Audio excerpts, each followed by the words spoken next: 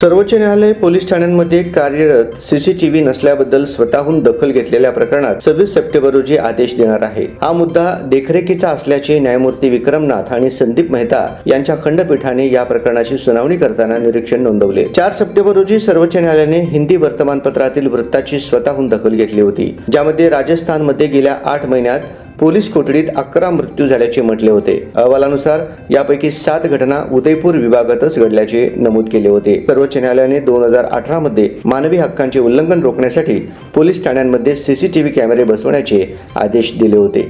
डिसेंबर 2020 मध्ये सर्वोच्च न्यायालयाने केंद्राला सीबीआय, ईडी आणि राष्ट्रीय तपास संस्था NIA यासह तपास संस्थांच्या कार्यालयामध्ये सीसीटीव्ही कॅमेरे आणि रेकॉर्डिंग उपकरणे बसवण्याचे निर्देश दिले होते। न्यायालयाने म्हटले होते की राज्ये आणि केंद्रशासित प्रदेशांनी प्रत्येक पोलीस स्टेशनमध्ये सर्व प्रवेश आणि निर्गमन बिंदूंवर, मुख्य गेटवर, लॉकअप कॉरिडॉर, लॉबी आणि रिसेप्शन तसेच लॉकअप रूमच्या बाहेरील भागात सीसीटीव्ही कॅमेरे बसवले पाहिजेत, जेणेकरून कोणताही भाग उघडा राहणार नाही। पोलीस ठाण्यांची तपासणी खासगी एजन्सीकडूनही करावी। IITना सहभागी करून आपण अशी प्रणाली तयार करण्याचा विचार करू शकतो।